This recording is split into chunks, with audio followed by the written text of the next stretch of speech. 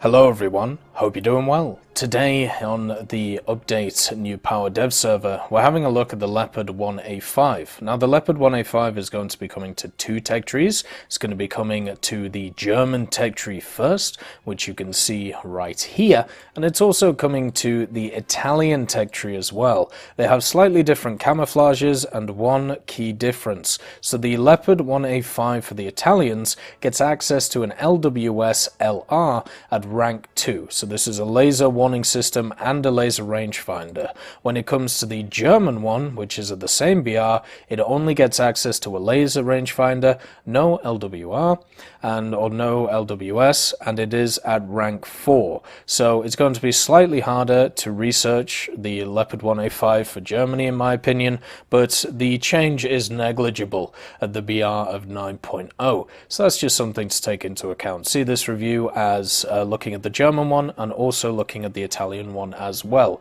So the Leopard 1A5 is coming in at rank 6, battery rating 9.0 for the Germans. It's actually going to be folded with the A1A1 the A1A1 in the tag tree. So that's a 8.7 and this is coming in as a 9.0. So you can bypass it if you want to. I would strongly suggest not to though, because it's a fun machine, or going to be, especially if it's very similar to the A1A1, which already is a fun machine. The 1A5 for the Italians comes in after the OF40 Mark IIA and the Ariete P, and you can run it with the Centauro More and also the OF40 MTCA, which is really cool.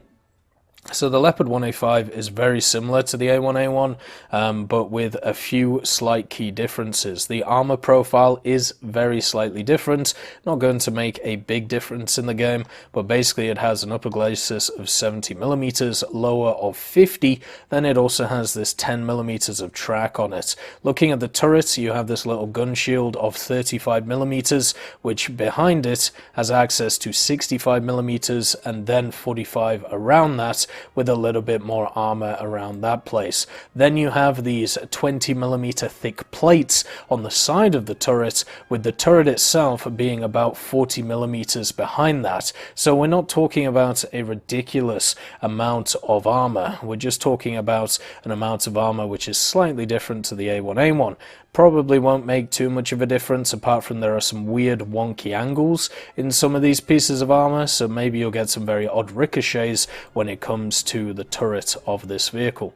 The sides are basically the same, 35mm, and then also on the sides of the turret, not too much of a difference either, and then on the booty, 25mm. So this thing will still get chopped up by AA if you allow it to. The gun that is mounted on it is the 105mm L7A3. This is two-plane stabilized. It also has 16.8 degrees per second of turret rotation, which is completely fine. 9 degrees worth of gun depression. It's always nice to have 10 degrees of gun depression, but 9 degrees is still okay, and it has exactly the same reload as the A1A1 as well. This also is affected by a manual loader. I have it on a crew with nothing in it right now, so you can see that the base is 8.7, but it can get down to 6.7 if you have a fully aced crew, which is really lovely. 4-man crew, of course, a driver in the front, then we have the gunner and the commander behind them, and also the loader. So you have 2 kill shots on this machine. You can either shoot it here through the driver's head, taking out these 3, or you shoot it through the ammo and hit the loader, making it go boom.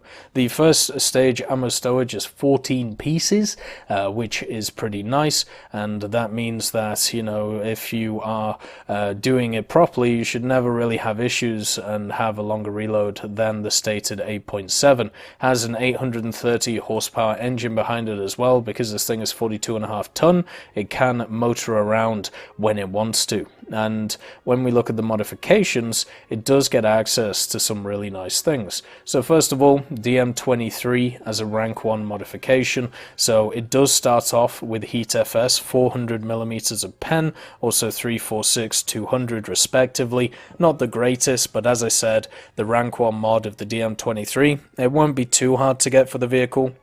Maybe if you have premium time, you'll suffer for maybe 5 matches, maybe 10 matches if you don't do too well after getting parts in FPE. and the DM23 should be there. Being at a lower BR than a lot of the vehicles which suffer with the Heat FS stock grind, so 10.3s, 10.0s, 10.7s, I think having this is kind of fine for this machine, and it gives you another option to be able to go after stuff. Then with the Hesh, so it has a Hesh shell, don't bother with it, Hesh is useless.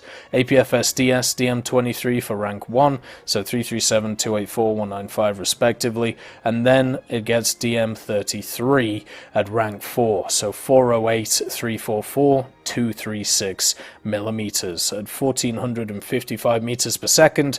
This round is good enough to basically go through anything that you'll fight, even against stuff such as 10.0s, which you'll fight, stuff like Abrams, the IPM1 or the standard M1, as long as you aim for certain weak spots or the low glacis or the turret ring or anything like that, you'll be completely fine with this round. And the optics of the 1A5 are really nice, so therefore you'll be able to get the gun on target pretty quickly. It also has access to two 7.62mm MGs, not the best for shooting down stuff like helicopters, and the gun elevation also isn't great, so taking down stuff from the air is going to be rough in this thing. But remember, because you're a 9.0 vehicle, you get to bring along the Gepard, so you don't have to worry too much with dealing with that. The A1A1 also has access to DM23, but it doesn't get access to DM33, so there is another slight difference between the two vehicles.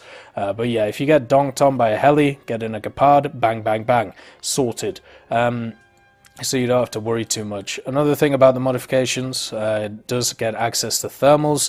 These are Gen 1 gunner thermals, so exactly the same as the premium A1A1 L44, and also gets access to some quite nice smoke grenades as well, 8 in total, which should go at 2 clips of 4. So that's always lovely to see from these machines. Customization wise, when it comes to the skins, you have the standard brown, the standard winter, the 3-tone Kark, and also the tricolor desert camo. So nothing to write home about there. For me, the 3-tone Kark is really nice. Not as nice as the desert, but you know, we live with it when it comes to it. I'll have a show of what this vehicle looks like in the test drive. The Leopard 1A5 falls into a really, really nice lineup for the Germans. You already have the Radkampfwagen, the KPZ, if you feel like up-tiering this thing, which you can do with the DM33. You have the TAM2C around it as well.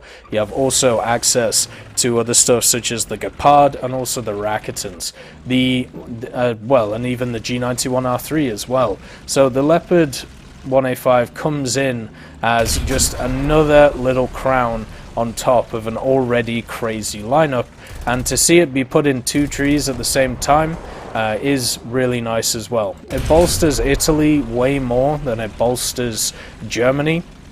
Germany technically, in my opinion, doesn't really need this vehicle, but in order to create a lineup around 9.0, it is, you know, kind of nice to see. But generally, for vehicles like this, they are much more beneficial for nations such as Italy. So the fact that both nations are getting the vehicle, I think that is definitely the way to go. When it comes to this stuff, I don't know how I'm not hitting that ammo. It definitely is nice to see it put in multiple tech trees, just because of the fact that both nations used it, and at the same time, when it comes to the nations, they both, well, mainly Italy, require it in the game. The thermals will be a nice touch, and one of the major reasons why I'm happy to see this is the fact that now we have a standard tech tree version of what I would class as a competitor to the A1A1 L44. The A1A1 L44 came into the game. The only thing that was in the standard tech tree was the A1A1. For some reason, both vehicles were put at the same BR, even though the L44 had access to the 120mm with the DM13, had access to a laser rangefinder, had access to a thermals, the gunner thermals, which are similar to this. And then you look at the A1A1, it had none of those things. It had the 105, the DM23, it had access to no thermals and no laser rangefinder, where this, it has access to the laser rangefinder, as you can see. It has access to thermals, and it has access to a comparable round and gun now as the L44. So there is now parity when it comes to those two machines, at least in the German tech tree. There is now an equivalent to a pretty strong premium in the German tech tree, and it comes to bolster a lineup which already is absolutely insane. For the Italians, it's going to be really fun to use this vehicle.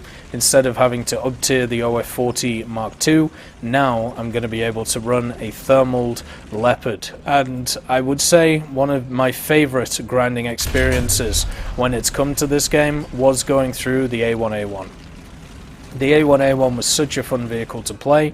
I'm so happy that we have another Leopard in the game, which I can just sit and enjoy and just really, you know, have fun in. It's got good mobility, it's got good gun depression, it's got a good reload, it's got a good round.